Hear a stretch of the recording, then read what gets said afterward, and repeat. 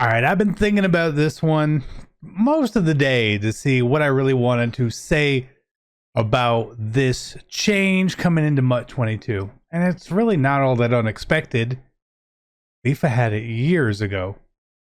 I want to say they got it in like FIFA 15. Maybe I'm wrong, but price ranges are coming to MUT, and let's talk about it. If you're looking to build the best team in Madden, make sure you head over to MMOEXP.com to avoid the packs and save some racks. Use code CC for 5% off. Link is in the description below. Fastest coins, cheapest coins. Use code CC. We'll see you guys on the sticks. 5% off. Be great. Hey, what is going on, Madden family? We are here, and it is price range discussion time. And I would really appreciate if you guys have thoughts on this, to put it in the comment section. I want to go through and read what everyone thinks, because this is obviously what I think, right? But I care about what everyone else thinks too. So if you don't know what price ranges are, they're generally a range that you can sell a card at, right? Pretty basic.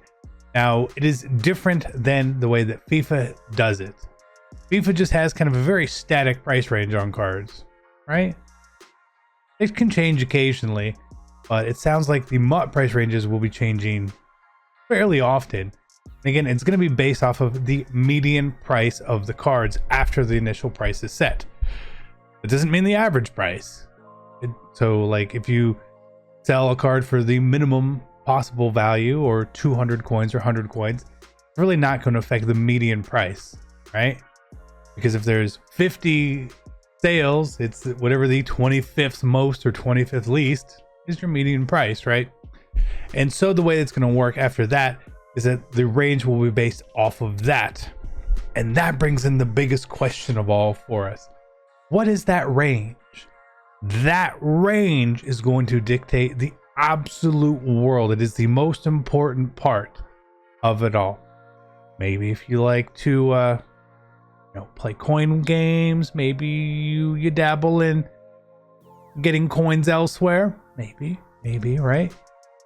Maybe you're just into investing within the market too. Interesting. Let's take a look at it. There's a lot of information here, okay? And I need you guys to stay here with me. So there's going to be new things added here. Economic information, recent sales, and price ranges. The economic information, which is interesting, basically just tells you the cheapest card, right? What the median price is and how many of it is available. Again, that's totally fine, right? No problem with that. Not all that different than the app. Recent sales, again, it's basically straight from the app too. So that's pretty normal. But what I think the recent sales and lowest price sort of does, it does help drive down the market a lot of times. People will see that number of here's the lowest one up, and very much put their card below that. That's just what a lot of people will do. Nowadays, you have to check the price of a card before you go to sell it. 2 screens, right? 2 screens you got to go to. This is just one. So taking that step out means that there's probably going to be less snipes on cards, less improperly priced cards, at least, right? Kind of hurts the people in the market, people who work the market. Maybe a no money spent guy, a little bit of money spent guy. There's a lot of those guys out there who are great at working the market, and this kind of hurts them a little bit. On just even before the ranges, it does. That information is available, has been available again on the app and all that, but not everyone uses that. And now you can't get away from it. It's just flashing in front of you. And then the price range. So if you can go see the screen, but the price range on there, like for this card, it has 1 million minimum, 25 million max. Okay. Very interesting there too. First off, why? Why is it 25 million max? Is the max price on cards changing? Maybe. It might. Who knows? FIFA's max is 10. Ours is 10. I don't know. Very interesting. But again, so they're talking about price ranges helping restrict the transfer of illegitimate coins through auctions. I saw a lot of comments saying like this means that coin sales are done. I don't think that's true at all, personally. I think it actually adds really different variables, and how that's going to be handled. Hey, you know what? Right now, I don't know. I don't know whether they're going through a company or not a company, or just transferring coins to themselves from a farm account. How that's really going to work, not 100% sure. But what really gets me here, and what really has me thinking, okay, is if EA in the past, you know, if you bought coins or transferred coins to yourself, or maybe you won them a wager, however you got the coins, there was always a chance you could get banned, right? Even though it really wasn't listed that you couldn't sell a card for a price. You just assumed, oh, well, you're buying coins. Prove it. Kind of hard to do that. Now with this, I think it makes it feel a little safer to me as I read this. Because if there's a price range on a card where EA is saying, hey, this card's normal price is 100,000 coins, you can, the price range goes up to say 300,000 coins, right? It's a 3x price range, okay? All right. You can sell this card for 300,000 coins. This within the price range. Okay, so you do that. You make 200,000 coins on that card. Is that bannable? Is it a bannable offense to sell a card within a price range? I don't know. Interesting. As we go further on here, it says it's for all auctionable items. Cool. Price range is going to be set based on the median sale price for each item per platform. Okay. There might not be a lower price on some of the stuff too, it says. So if people worried about, can you just sell it for the minimum? We'll have to really wait and see how that's going to work. But the median price will dynamically raise and lower based on current market trends. When putting an item for auction, you'll be able to limit price items wide enough that you can enjoy engaging without being impacted. That's what they say. We want this change to be a good, a positive impact. We don't want players who use auctions fairly to feel any negative impacts of the system. Can you still sniper players? Yes, they say you can. Cool. How quickly will price range go into place after content releases? The system, after a set number of auctions are completed, the system will update dynamically. So how many is that? We don't know, right? We don't know. How often will price ranges be updated? Price ranges will update hourly at launch. Hourly at launch. What does that mean to us, okay? Does it mean that if a card, is it only the last hour's sold information that determines that? Or is it a day? Is it a week?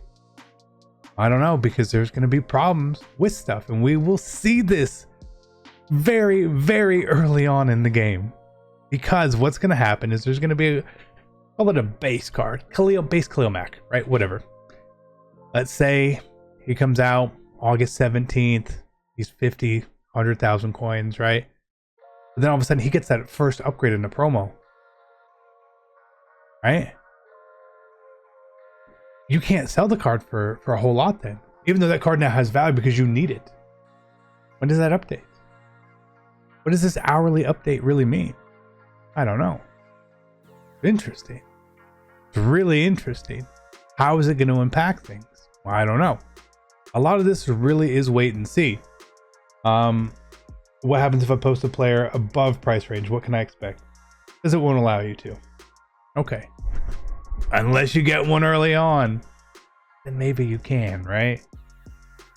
Is that the way people are going to get around it? I don't know. But this is a big change. I think it's a much bigger change, honestly, for the people who will be working the markets for no money spent purposes, investing in cards. I think this impacts the investors more than anyone.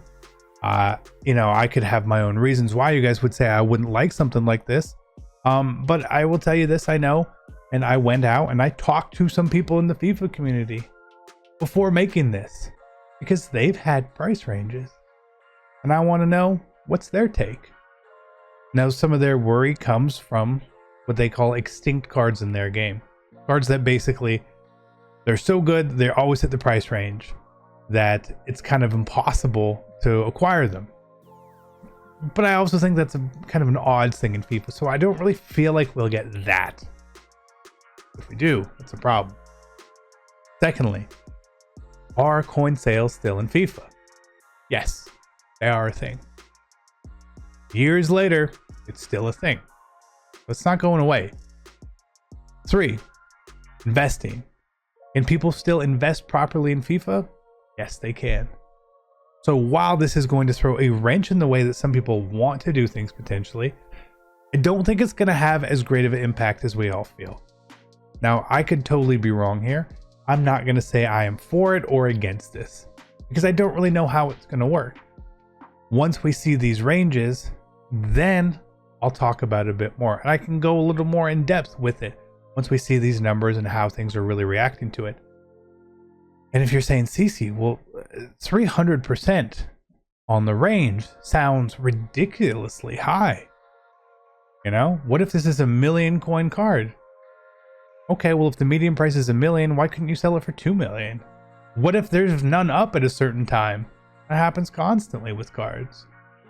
All of a sudden, the last one gets bought on the auction block. Well, I'm gonna list mine a little bit higher. Maybe someone who's desperate wants the card. You need that variable. And again, talking about tax. We know tax is 10%. And I saw even my guy Buffalo K out there, who is a phenomenal guy at work in the market. And she's like, well, it can't, the range can't be 10% because of tax. It definitely cannot, right? Because think about it, if the range is 10%, we'll call it 50%. 50% range, okay? 50% range. Does that mean that that gold card you have, which has been selling for 1,000 coins, you can only sell for 1,500 coins? No, that doesn't make any sense, does it? Or what if I say it's 300%, you could sell it for 3,000 coins? Okay, that's a little bit better. You know? 10%. Now, 300% feels about right. Even double doesn't feel enough. Again, because of the way that things are with our market and the way that value gets added to cards. In FIFA, you don't have to have gold Ronaldo to get a full version of Team of the Year Ronaldo. You just get the Team of the Year. But over here, you need this one, and this one, and this one. So the power-up system does not fully allow to have really minimal ranges. It will cripple the way people invest and keep playing this game. Additionally, I've seen some comments about how this is going to affect packs and all that. And I think the bigger impact of packs will be if we get these preview packs, right? Obviously, that's going to be a bigger thing.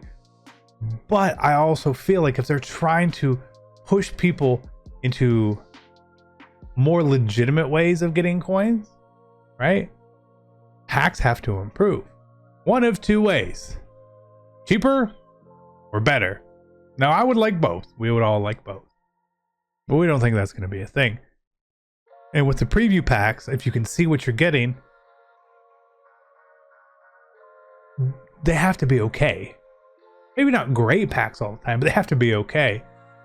Or else you'll never open a pack. Right? Why would you?